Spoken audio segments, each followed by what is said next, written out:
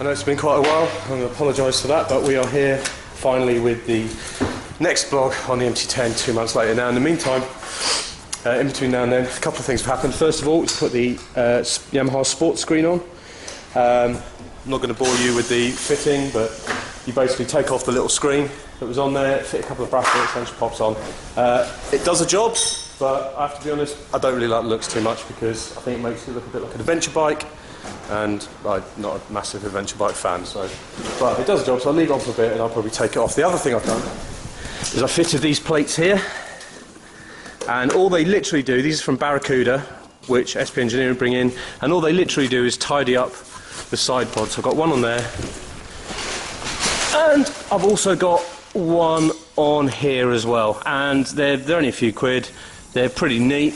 I quite like them actually, to be absolutely honest with you.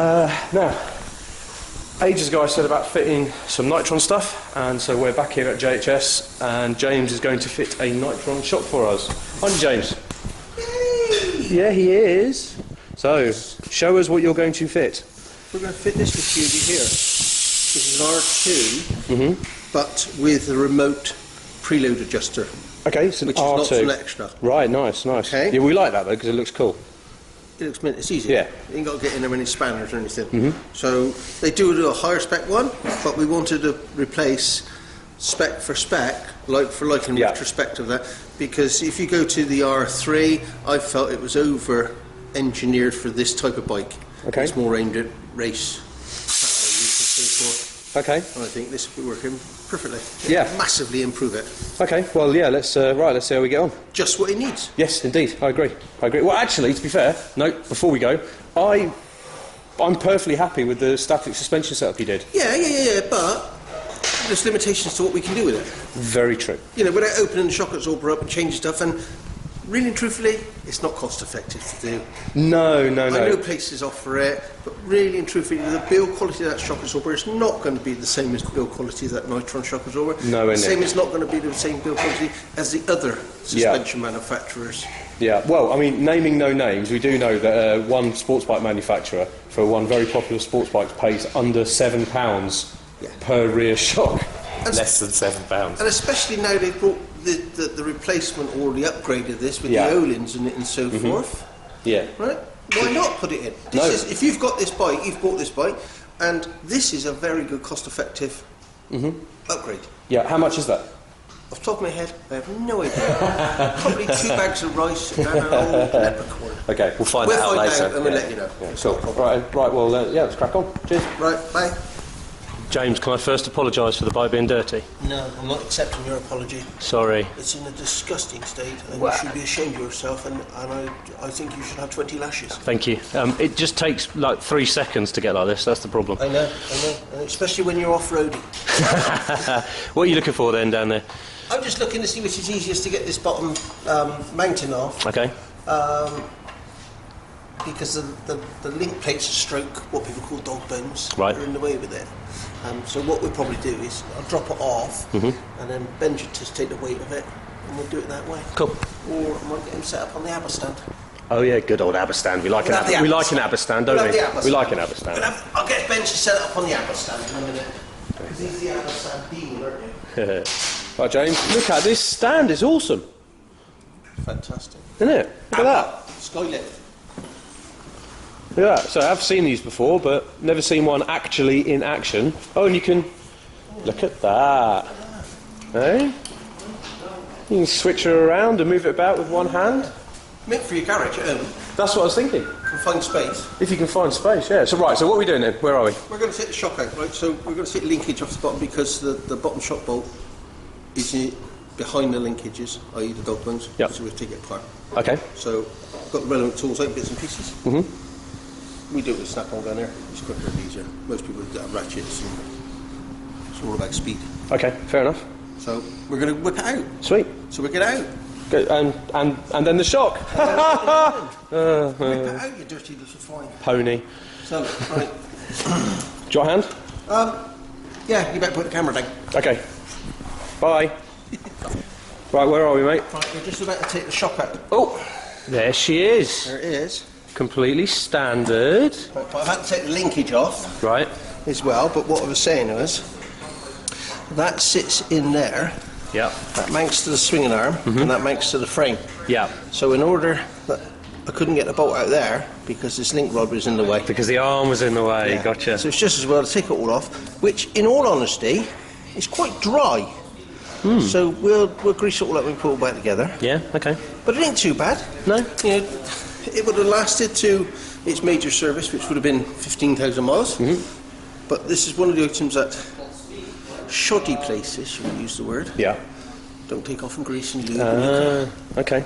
All right. But, Whereas you do. Yeah. Well, we're in there now. Well, that's why you're awesome. That's why you're awesome. Oh, thank you very much. It's funny because this has got quite good action, but when you actually look at it, it does look basic, doesn't it? Yeah, it's all just die cast. Yeah. You know, and it's just machined. So that channel through there would be a wasted casting, so it'll probably be rough inside there. Oh, okay. Whereas on The Nitron one, it'll all be CNC machined, and so it's real smooth. So the oil passes over really smoothly with less interruption in its flow. So it works more efficiently. Cool. So now we've just got to clean a few bits and pieces up. Yep. And we'll put the new shock back in. Brilliant. Right, we've got the Nitron shock here. Now, we would love to do a big reveal, wouldn't we? But I want to leave this on because we've got to feed it in through there. I want to try and protect, because it's very easy to scratch this stuff. Yeah. Why not just leave the wrapper on, get it in place, and peel the wrapper off afterwards? Yeah, awesome. Straightforward, 3, 2, 1, back in the room. Let's do it. So we're going to offer this in. I'll get the top bolt, put a bit of grease on it, Go from there. wang it in. So that's the top bolt. I need some copper slip now. Copper slip. Round here.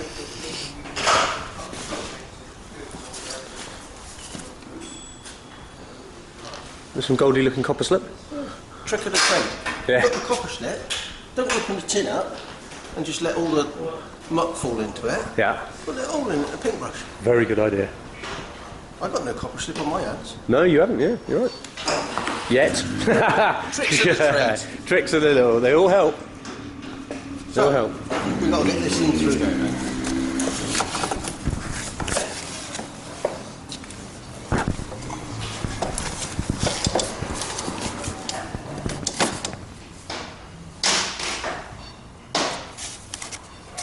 So this is our The remote adjuster.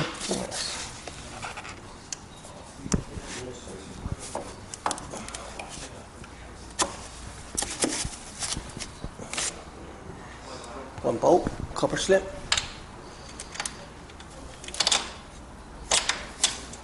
In there for a minute. In she goes, there we I are. can work on the linkage now. Brilliant.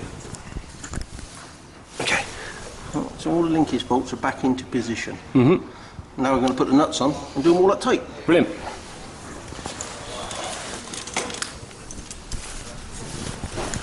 While James is doing some extra lubing of bolts and stuff, yes, I know my chain is rusty, okay? Eagle Eyes would have spotted it, and yes, it is rusty, but there is a reason for that, alright? So, and if you give us a couple of weeks, you'll see what that reason is, okay? So, don't tell me off or tell me I'm bad.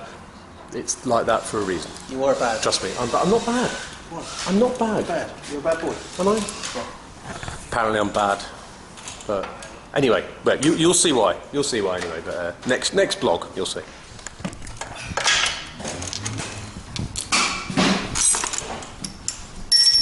I do like my snap-on tools. You do, don't you? They're good though, aren't they? I mean, Well, it's just saves so much time. Really. well, proper job, you mean? Proper job. Nothing like proper job stuff. Proper job. It's like that. One time a day you had a ratchet and you sat there for 20 minutes doing it.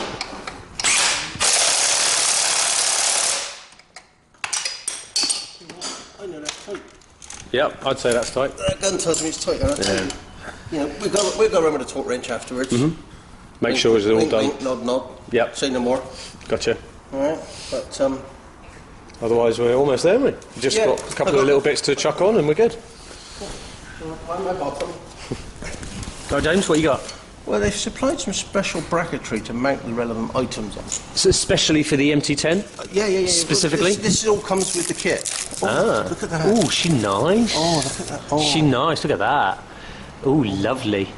She's upside down, mind. I know. That's a shame, isn't it?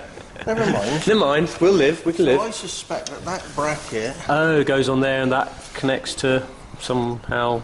like, does something. Does. That seems to be a fairish place, but... There it is. No, there she is. Look. Like that. There's the orientation. The orientation. So I would say those would go into there, space that off there. So we need to pull those off there and make that on there. Roger. We'll do that. Roger, chica. Yeah, being removed from the ABBA stand very professionally by a man with a semi-large thing in his ear. Cornish crab. Is it? Here, mate. Look at that. What a little great bit of kit that is.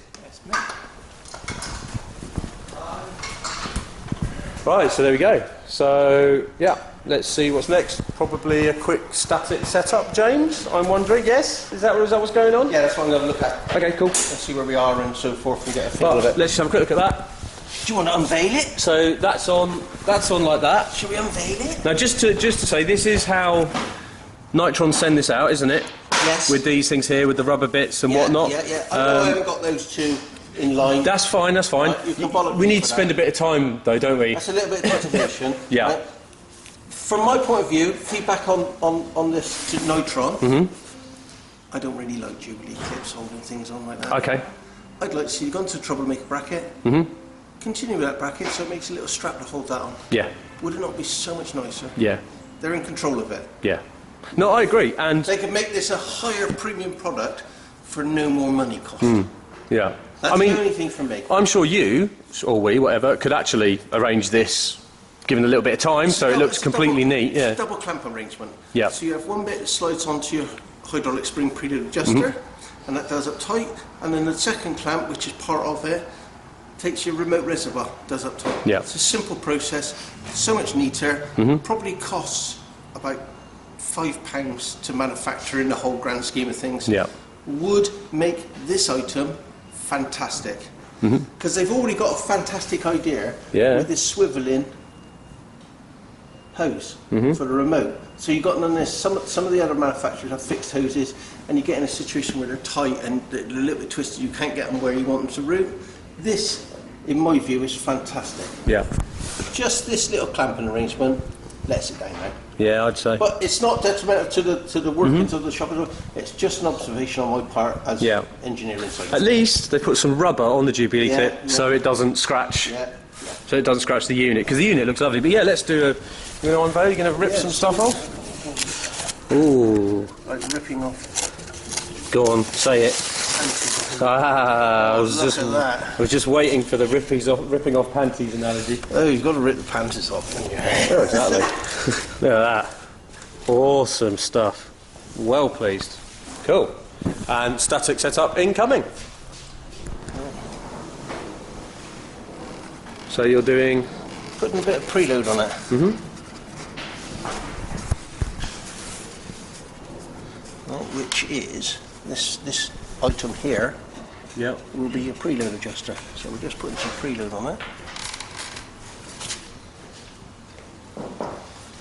Just get a feel of it.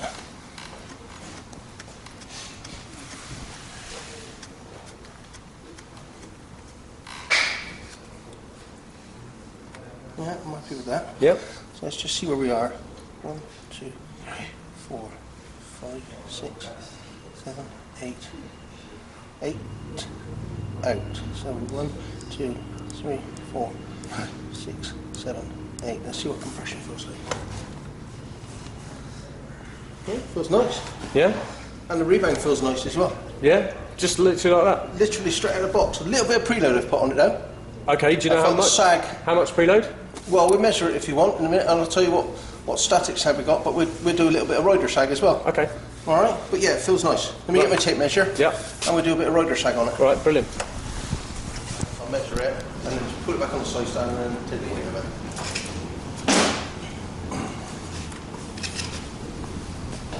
Right. Okay. Go on then.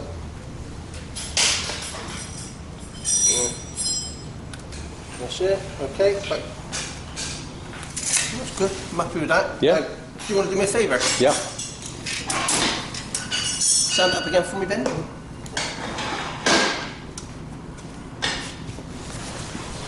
Right. Sit on it for me, Beach.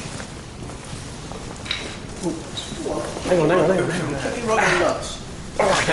Oh dear. Oh my giddy aunt. What? Only 25 perfect. Really? Yeah, spot on. Spot on. Static sag? Yeah. There you go, see? I'm perfect. That's rider sag, not static sag.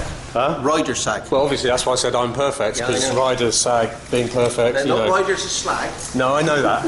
Well, sometimes. Perfect. A little bit of spring preload. We're bang on. Right, so where are we then? We are... where are the numbers? We are 12 on the rebound 12 on the rebound, from closed to open. from close to open. We are 8 on our compression. Okay, from closed to open. And we are running 25mm rider sag. Lovely. All right. Job done. Absolutely sweet as you like. Oh, I'm excited. I'm excited. So it's like... Benji, get the washer out. We'll give it a Is it my imagination, or is that higher than before? No. Lens to sing. Wow, I was just saying, because it's my brain tells me that's a bit higher. Yeah, but you're looking at that reservoir and it fills that gap up. It's a good point. Nothing is under control, but the throttle is fully in the stop.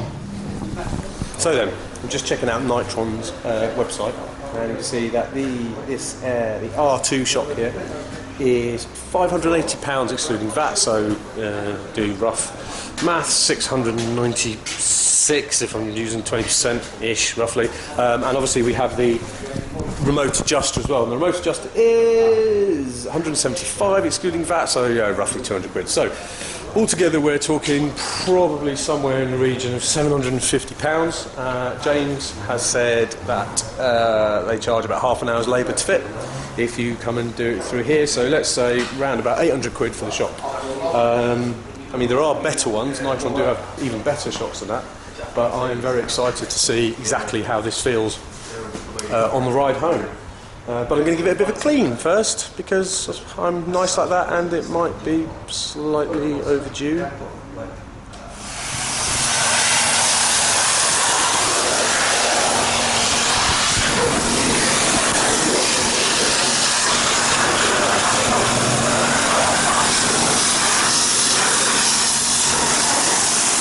Hi John, give me a sec.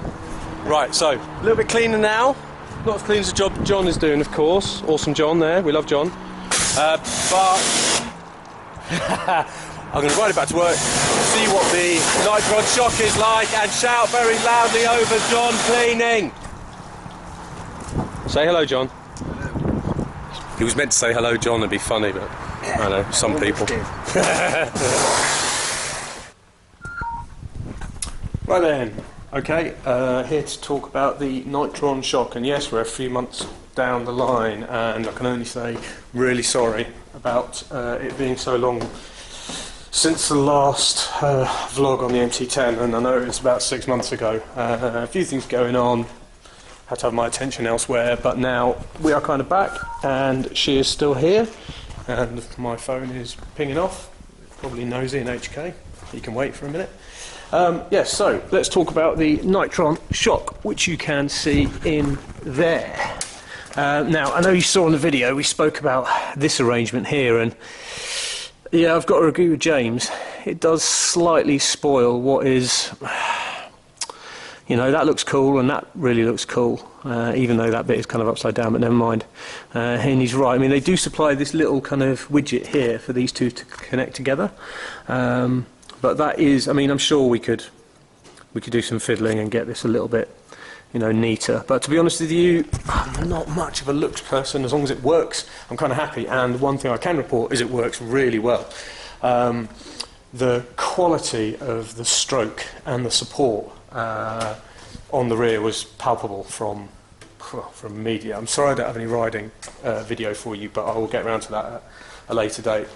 I mean, there was possibly a slight disconnect, because obviously the front forks are still standard with James's setup. A slight disconnect in the quality of what the Nitron gives to what the front does, but to be honest with you, it's easily livable with. I felt no need at all to adjust the suspension, the rear shock since James' setup. However, a couple of things have recently changed. So I had the Pirelli Rosso Corsa tyres on, and they were ace. You know, they really were ace. Then I got a puncture, sad face. So what I replaced them with was a set of Bridgestone RS10s. Now, they were going on anyway at some point for a blog. Well, it would be for the very final vlog for this bike. We're going to do something a little special for it. We'll get to that in a bit. But I had to change. Now, the one interesting thing, though, is that it has actually changed. Putting these tyres on has actually changed the bike quite a lot. Because I don't know if you're aware, or some people don't necessarily think about it, but the fact of the matter is that if you change, just putting different tyres on your bike can actually change the geometry around. And I'm now looking for something which I probably won't be able to. Aha, there it is. A little track day guide we're giving away in the current issue.